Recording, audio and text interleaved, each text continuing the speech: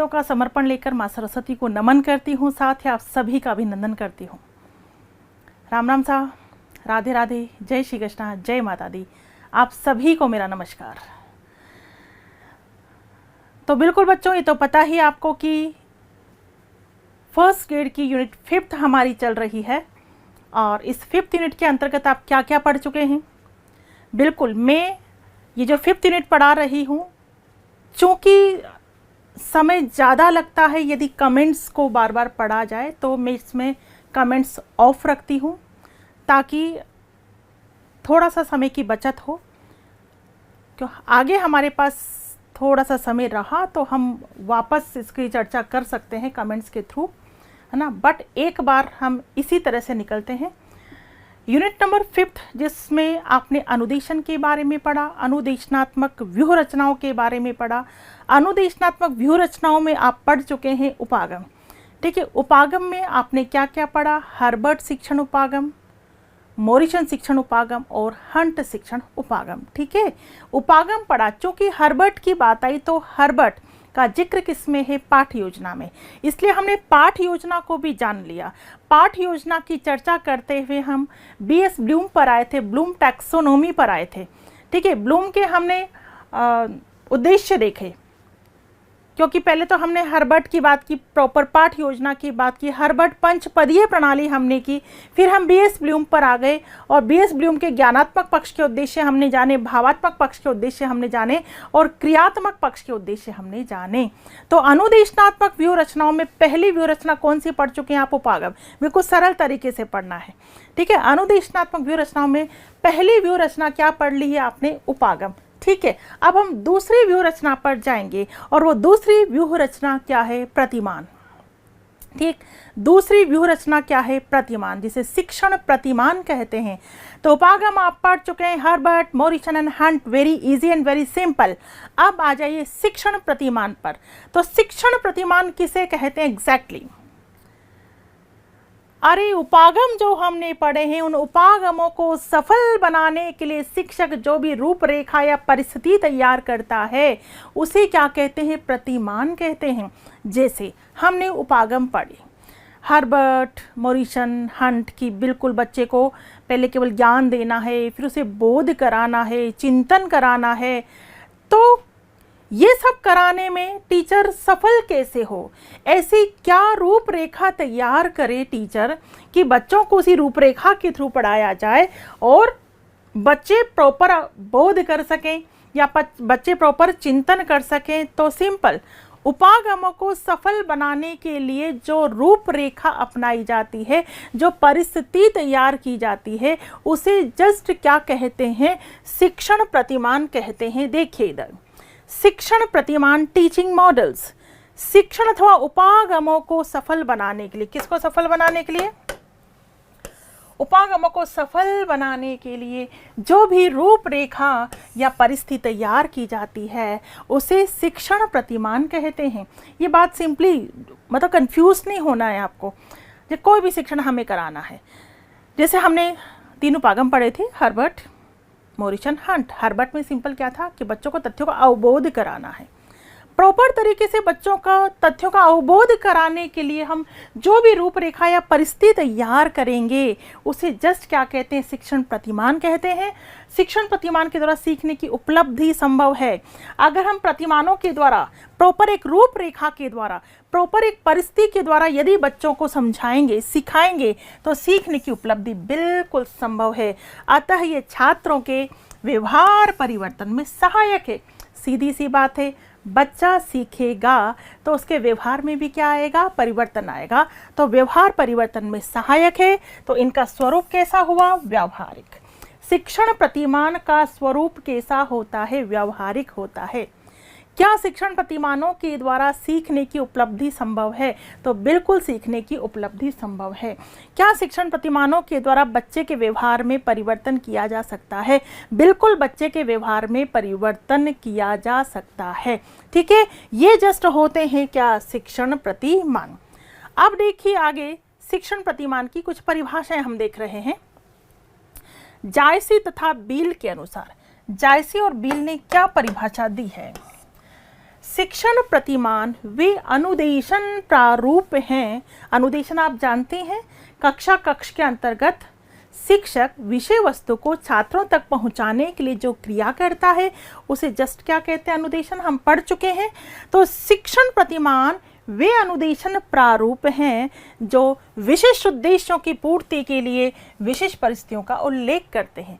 विशिष्ट उद्देश्यों की पूर्ति के लिए विशिष्ट परिस्थितियां, बिल्कुल, प्रतिमान क्या है, परिस्थितियां, विशिष्ट परिस्थितियों का उल्लेख करते हैं।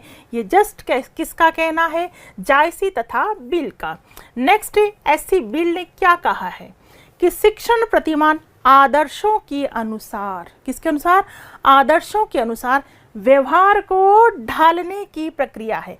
व्यवहार में परिवर्तन की प्रक्रिया है, व्यवहार को ढालने की प्रक्रिया है। ये किसने कहा है, एच.सी. बील ने। ठीक है, एच.सी. बील ने क्या कहा है कि शिक्षण प्रतिमान आदर्शों के अनुसार व्यवहार को ढालने की प्रक्रिया है, एच.सी. बील।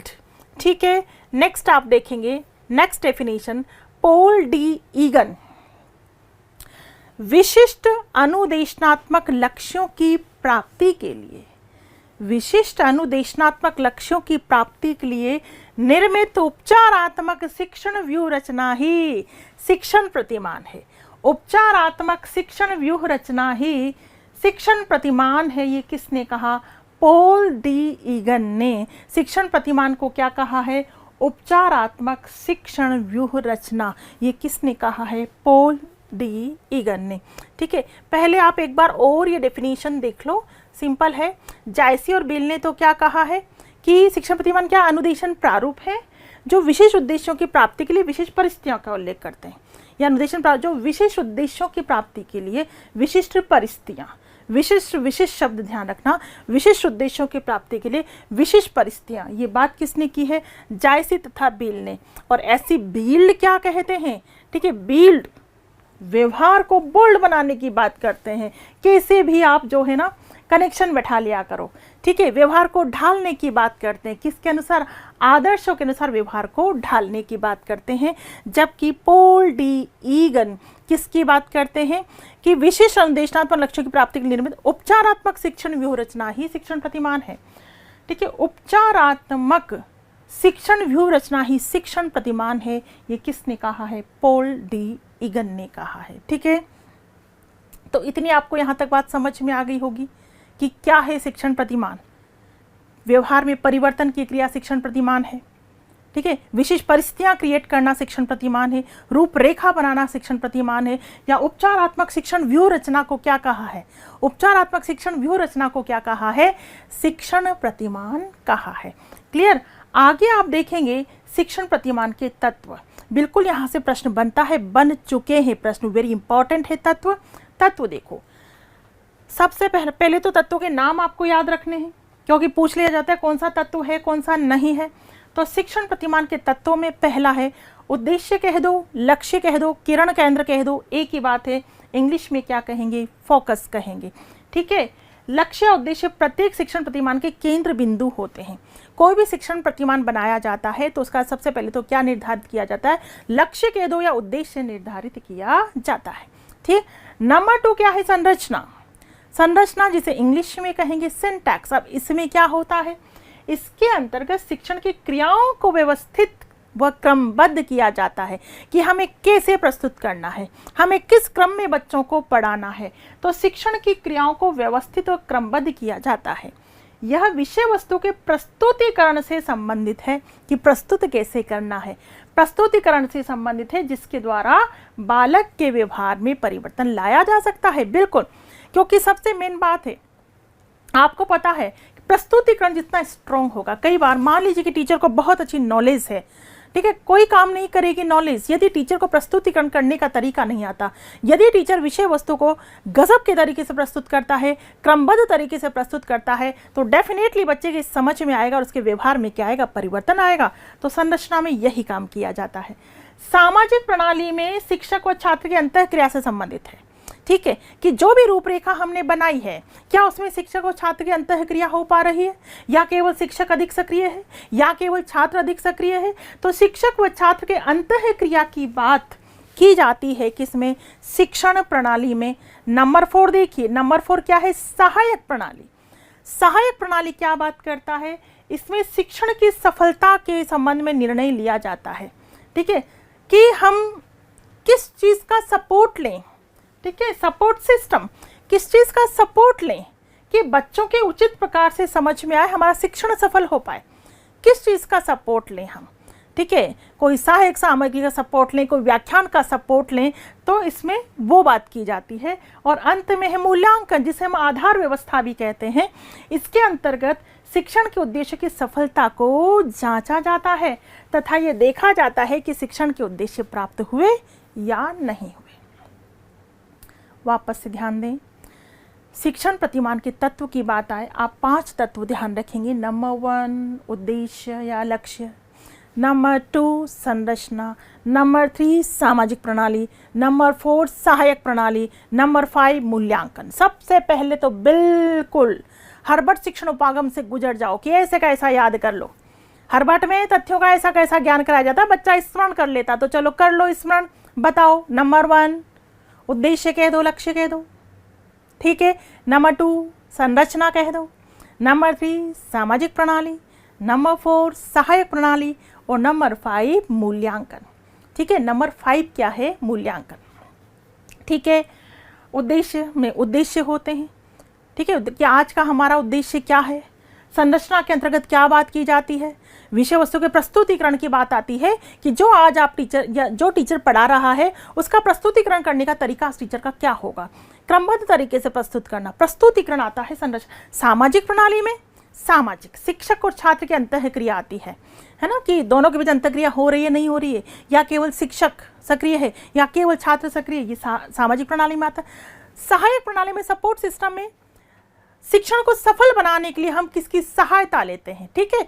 और मूल्यांकन में ये देखा जाता है कि उद्देश्यों की प्राप्ति हुई या नहीं हुई, व्यवहार में परिवर्तन आया या नहीं आया। तो बेटा जितने भी प्रतिमान हम पढ़ेंगे उन सब प्रतिमान में ये पांचों बातें आएंगी, पांचों बातें आएंगी। जितने भी प्रतिमान पढ़ेंगे हर प्रतिमान में हम उद्देश्य की बात करेंगे, उसकी संरचना क्या है, उसकी सामाजिक प्रणाली क्या है, उसकी सहायक प्रणाली क्या है, उसका मूल्यांकन क्या है। हर प्रतिमान के अंतर्गत हम ये बात करने वाले हैं। जैसे जैसे आप आगे बढ़ेंगे वैसे वैसे और आपको समझ में आता चला जाएगा, ठीक है। ये हो गए क्या, शिक्षण प्रतिमान के तत्व। आई थिंक बहुत अच्छे से आपको समझ में आ गए होंगे शिक्षण प्रतिमान के तत्व। क्लियर। चलिए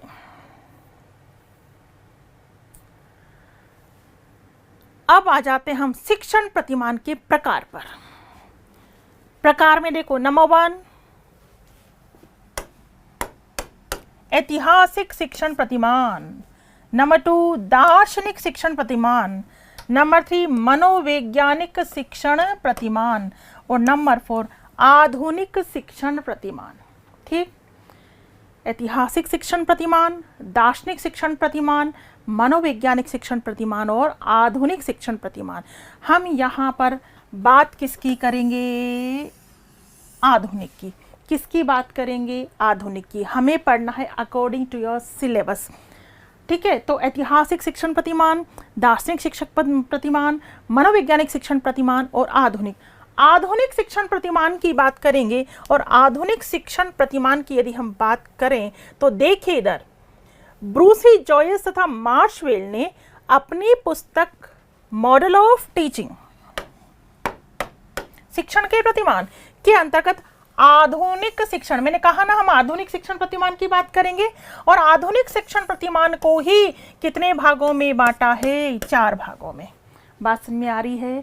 आधुनिक की बात करेंगे मैंने कहा, और आधुनिक शिक्षण प्रतिमान को ही कितने भागों में बांटा है, 4 भागों में बांटा है। किसने बांटा है, ब्रूसी जॉयस और मार्शवेल ने अपनी कौन सी पुस्तक, मॉडल ऑफ टीचिंग, कौन सी पुस्तक, मॉडल ऑफ टीचिंग के अंतर्गत आधुनिक शिक्षण प्रतिमान को 4 भागों में बांटा है। तो आधुनिक शिक्षण प्रतिमान के 4 भाग कौन कौन से हैं, सामाजिक अंतःक्रिया प्रतिमान, नंबर 2 व्यक्तिगत शिक्षण प्रतिमान, नंबर 3 व्यवहार परिवर्तन प्रतिमान और नंबर 4 सूचना प्रक्रिया शिक्षण प्रतिमान, ठीक। तो आधुनिक के ये 4 हो गए। इन चारों में से भी हम चर्चा किसकी करेंगे? इसकी। इन चारों में से भी हम चर्चा किसकी करेंगे? इसकी। यहाँ तो सिंपल आपको ध्यान रखना है, आपसे पूछ लिया जाए कि व्यक्तिगत शिक्षण प्रतिमान कौन से प्रतिमान के अंतर्गत आता है, तो बेटा आधुनिक शिक्षण प्रतिमान के अंतर्गत आता है, क्योंकि आधुनिक के कितने बताए हैं? 4।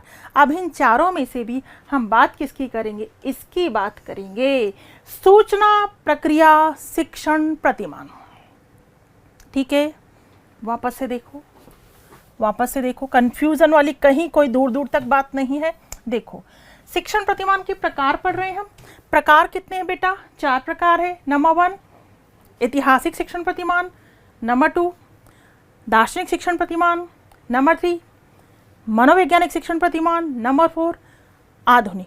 अब हम आधुनिक की बात करेंगे तो आधुनिक को भी कितने भागों में बांटा है? 4। किसने बांटा है? ब्रूसी, जॉयस और मार्शवेल ने अपनी कौन सी पुस्तक में? मॉडल ऑफ टीचिंग में आधुनिक शिक्षण प्रतिमान को कितने भागों में बांटा बेटा? 4। सामाजिक अंतःक्रिया प्रतिमान, व्यक्तिगत शिक्षण प्रतिमान, व्यवहार परिवर्तन प्रतिमान और सूचना प्रक्रिया शिक्षण प्रतिमान। तो यहाँ हम किसकी बात करेंगे? सूचना प्रक्रिया शिक्षण प्रतिमान की बात करेंगे। ये आ गया अपना सूचना प्रक्रिया शिक्षण प्रतिमान। ठीक है, सूचना प्रक्रिया शिक्षण प्रतिमान जो सबसे फेमस प्रतिमान है। हम जितने भी प्रतिमान पढ़ेंगे, जो भी प्रतिमान हमारे सिलेबस के अंतर्गत है, वो सारे प्रतिमान इसी के अंतर्गत आते हैं। इंफॉर्मेशन प्रोसेसिंग मॉडल के अंतर्गत आते हैं। सूचना प्रक्रिया प्रतिमान के अंतर्गत ही वो सारे प्रतिमान आएंगे जो भी हम पढ़ने वाले हैं। तो वो सारे प्रतिमान को हम पढ़ें, उससे पहले हम सूचना प्रक्रिया प्रतिमान को अच्छे से समझ लेते हैं, जो कि बिल्कुल सरल है और बिल्कुल सिंपल है। ठीक है, क्योंकि बिल्कुल ये जो प्रतिमान है, ये नया और आधुनिक प्रतिमान है, जो मानव मस्तिष्क की जो तुलना है वो किससे करता है? कंप्यूटर से करता है। कि जो व्यक्ति का मस्तिष्क जो है वो कैसे दिमाग करता है, कैसे काम करता है, वो एक कंप्यूटर की भांति काम करता है, ये मानना है सूचना प्रक्रिया प्रतिमान का। Very simple. देखिए एक बार इधर, सूचना प्रक्रिया प्रतिमान अपेक्षाकृत कैसा प्रतिमान है?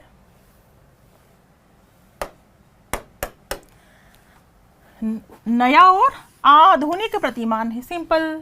सूचना प्रक्रिया प्रतिमान एक नया और आधुनिक प्रतिमान है जो बालक के संज्ञानात्मक विकास की व्याख्या, इस पक्ष की व्याख्या, मानसिक पक्ष की व्याख्या, संज्ञानात्मक विकास की व्याख्या कंप्यूटर प्रणाली के आधार पर करता है। किस आधार पर करता है? कंप्यूटर प्रणाली के आधार पर करता है। सूचना प्रक्रिया प्रतिमान का केंद्रित तथ्य क्या है? कि बालक का मस्तिष्क आधुनिक कंप्यूटर की भांति काम करता है।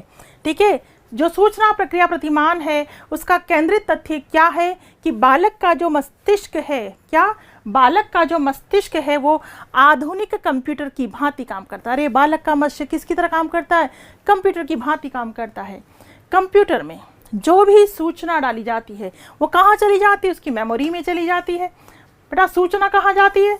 सूचना मेमोरी में चली जाती है। मेमोरी कंप्यूटर के अंदर सूचना भंडारण की एक प्रणाली है। मेमोरी कंप्यूटर के अंदर क्या है? सूचना भंडारण की प्रणाली है, जिसमें सारी सूचनाएं एकत्र होकर सुरक्षित पड़ी रहती है, और जब उन सूचनाओं का प्रयोग करना होता है तो उन्हें बाहर निकाल लिया जाता है। ये कंप्यूटर की बात बताई है। कंप्यूटर में क्या होता है? कंप्यूटर में जो भी सूचना डाली जाती है वो उसकी मेमोरी में चली जाती है। मेमोरी क्या है? सूचना भंडारण की एक प्रणाली है। सूचना भंडारण की एक प्रणाली है जिसमें सारी सूचना एकत्रित पड़ी रहती हैं। अरे बेटा हमारा अचेतन मन है मेमोरी। हम इंसान की बात करें तो हमारे पास मेमोरी क्या है? अचेतन मन। यहाँ से याद करते हैं और सेव करते हैं अचेतन मन में, यहाँ से याद करते हैं, सेव करते हैं अचेतन मन में। इसी तरह कंप्यूटर में सूचनाएं डाली जाती हैं जो उसकी मेमोरी में सेव हो जाती हैं। कंप्यूटर में सूचनाएं डाली जाती हैं जो उसकी मेमोरी में सेव हो जाती हैं। मेमोरी क्या है? सूचना भंडारण की एक प्रणाली है जिसमें सारी सूचना एकत्रित रहती है और आवश्यकता पड़ने पर उसे बाहर निकाल लिया जाता है। यस, हम भी तो ऐसे ही हैं।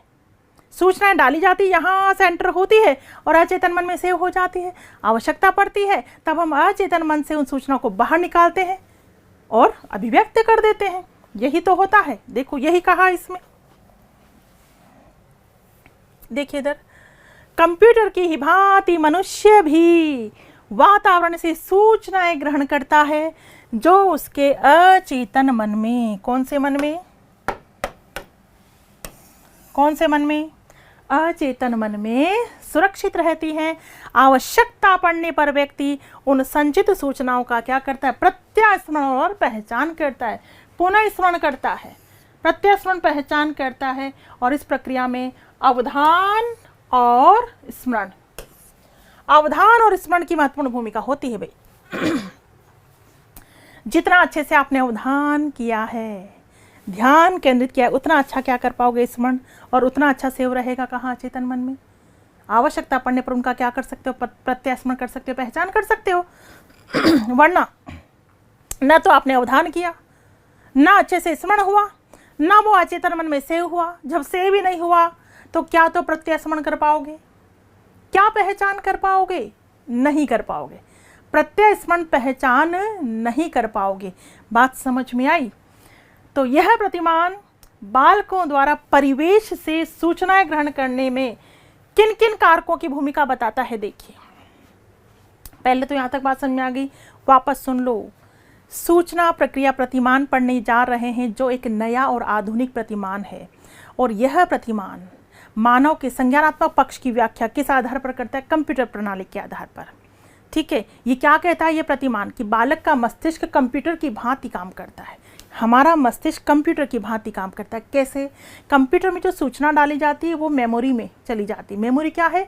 सूचना भंडारण की एक प्रणाली है जिसमें सारी सूचनाएं सुरक्षित रहती है। आवश्यकता पड़ने पर उन्हें बाहर निकाल लिया जाता है। मनुष्य भी क्या करता है, वातावरण से सूचनाएं ग्रहण करता है। आप भी तो वातावरण से सूचनाएं ग्रहण कर रहे हो, अभी मुझसे पढ़ रहे हो, मैं सूचना दे रही हूँ और आप ग्रहण कर रहे हो, मैं सूचना दे रही हूँ और आप ग्रहण कर रहे हो। तो मनुष्य क्या करता है, वातावरण से सूचनाएं ग्रहण करता है जो उसके अचेतन मन में सेव रहती है, और समय आने पर हम उसका प्रत्यास्मरण और पहचान करते हैं। और इसमें मुख्य भूमिका किसकी रहेगी, अवधान और स्मरण की। जितना अच्छे से अवधान किया है, जितना अच्छे से स्मरण किया है, उतना अच्छे से अचेतन मन में सेव रहेगा और हमें तुरंत याद आ जाएगा। तो बिल्कुल आगे देखिए, यह प्रतिमान जो है ना, परिवेश से जो भी सूचनाएं ग्रहण की जाती है उसमें कौन कौन से कारकों की भूमिका बताता है ना। वातावरण, परिवेश यानी वातावरण से जो हम सूचनाएं ग्रहण करते हैं उसमें कौन कौन से कारकों की भूमिका है। देखिए, सूचनाओं का अपर्याप्त संचय व स्मरण, अनुभव की कमी, भाषात्मक कौशलों का अभाव, सूचनाओं की जटिलता, अवधान की कमी, अवधान की कमी, ये सारी बातें बिल्कुल प्रभावित करेंगी। लेकिन बताओ बेटा, ये सारी बातें छोटे बच्चों में पाई जाती है या बड़ों में? सूचनाओं का अपर्याप्त संचय और स्मरण, पूरी तरह से स्मरण नहीं कर पाते हैं, पूरी तरह से संचय नहीं कर पाते हैं, कौन से बालक? छोटे बालक। अनुभव की कमी कौन से बच्चों में पाई जाती है? छोटे बच्चों में अनुभव की कमी पाई जाती है। भाषात्मक कौशलों का क्या पाया जाता है? अभाव ना, भाषात्मक कौशल पूरी तरह से विकसित नहीं हो पाते हैं, बड़ों के छोटों के, छोटों के। सूचनाओं की जटिलता, सूचनाएं बड़ी जटिल लगती हैं छोटे बच्चों को। अवधान की कमी पाई जाती है कौन से बालकों में? छोटे बालकों में। वो प्रॉपर अटेंशन नहीं कर पाते हैं, प्रॉपर अवधान नहीं कर पाते हैं। तो यदि इनकी कमी रहेगी तो क्या सूचनाएं प्रॉपर तरीके से ग्रहण होगी? नहीं होगी। और यदि किसी बड़े में भी ऐसी कमी पाई जाती है तो क्या आप सूचनाएं ग्रहण कर पाओगे? आप प्रॉपर अवधान नहीं कर पा रहे हो, आपको कोई भी सूचनाएं जटिल लग रही है, तो क्या आप ग्रहण कर पाओगे?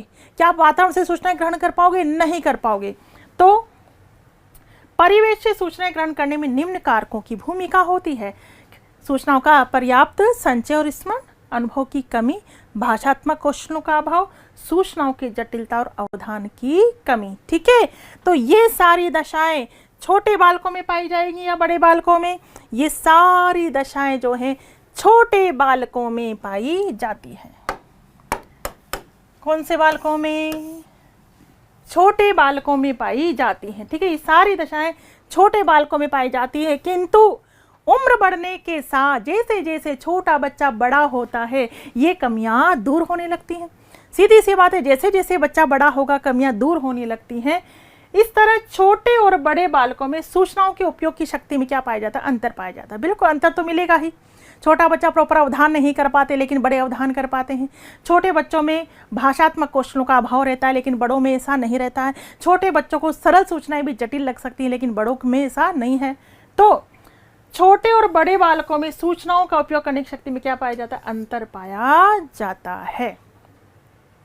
यहाँ तक की बात समझ में आ गई? यहाँ तक की बात क्लियर है? क्लियर, सिंपल, कुछ भी तो नहीं पड़ा। सूचना, प्रक्रिया, प्रतिमान जो ये कह रहा है कि व्यक्ति भी सूचनाएं कहाँ से ग्रहण करता है? वातावरण से ग्रहण करता है, अचेतन मन में सेव करता है, आवश्यकता पड़ने पर उसे बाहर निकालता है। लेकिन वातावरण से जब हम सूचनाएं ग्रहण करते हैं तो कुछ कारक जिम्मेदार होते हैं, जैसे सूचनाओं का अपर्याप्त संचय व स्मरण, अनुभव की कमी, भाषात्मक कौशलों का अभाव, सूचनाओं की जटिलता, अवधान की कमी। लेकिन ये सारी बातें छोटे बच्चों में पाई जाती, इसीलिए तो छोटे और बड़े बच्चों की सूचना ग्रहण करने की शक्ति में अंतर मिलेगा। क्या बड़े जितनी सूचनाएं ग्रहण कर सकते हैं, क्या छोटे उतनी सूचनाएं ग्रहण कर लेते हैं? नहीं।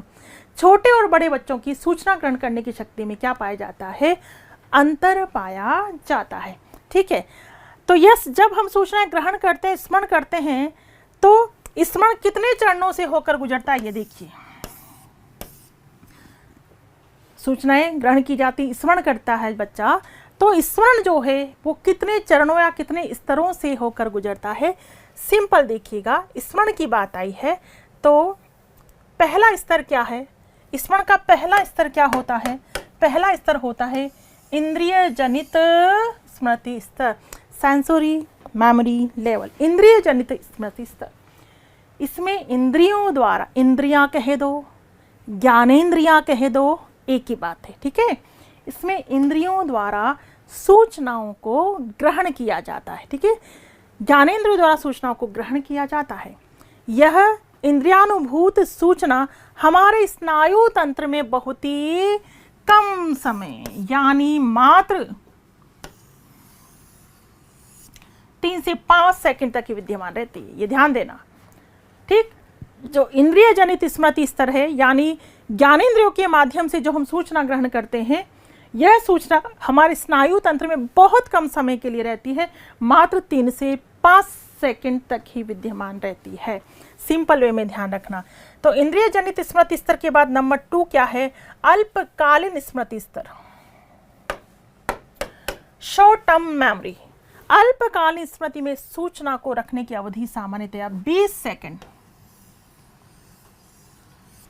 यहाँ कितनी रहती है? 20 सेकंड तक होती है। सूचना के प्रक्रियाकरण में इस प्रकार की स्मृति को ही सबसे अधिक काम में लाया जाता है। सबसे अधिक काम में यही वाली स्मृति आती है बेटा, अतः इसे कार्य स्मृति, वर्किंग मेमोरी या सक्रिय स्मृति, एक्टिव मेमोरी भी कहा जाता है। तो सबसे ज्यादा उपयोग में लाई जाने वाली स्मृति कौन सी है? अल्पकालीन स्मृति है और इसमें 20 सेकंड तक, ठीक है, इसको रखने की अवधि 20 सेकंड तक होती है और इसे हम कार्य स्मृति या सक्रिय स्मृति भी कहते हैं। और नंबर 3 दीर्घकालीन स्मृति, लॉन्ग टर्म मेमोरी। इसमें सूचनाओं को बहुत ही लंबे समय तक रखा जा सकता है, लंबे समय तक रखा जा सकता है।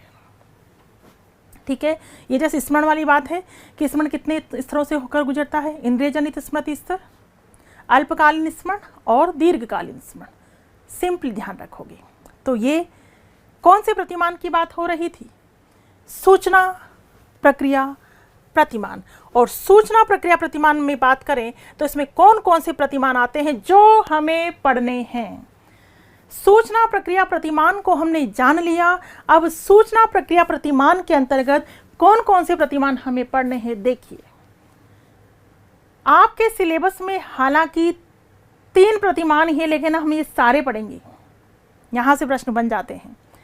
प्रगत संगठनात्मक प्रतिमान पढ़ेंगे, नंबर 2 प्रच्छा प्रशिक्षण प्रतिमान पढ़ेंगे, नंबर 3 सहकारी अधिगम प्रतिमान पढ़ेंगे, नंबर 4 निष्पत्ति, नंबर 5 आगमनात्मक, नंबर 6 जैविक विज्ञान प्रच्छा और नंबर 7 विकासात्मक प्रतिमान। इन सभी प्रतिमानों की हमें चर्चा करनी है। और कैसे करेंगे? प्रत्येक प्रतिमान के अंतर्गत हम कितने तत्वों की बात करेंगे? प्रत्येक प्रतिमान में ये पता ही है आपको, शिक्षण प्रतिमान के तत्व बता चुकी हूं। प्रत्येक प्रतिमान में कितने तत्वों की बात करेंगे?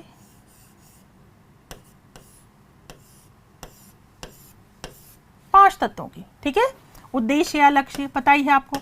उद्देश्य की बात करेंगे, संरचना की बात करेंगे, सामाजिक प्रणाली की बात करेंगे, सहायक प्रणाली की बात करेंगे।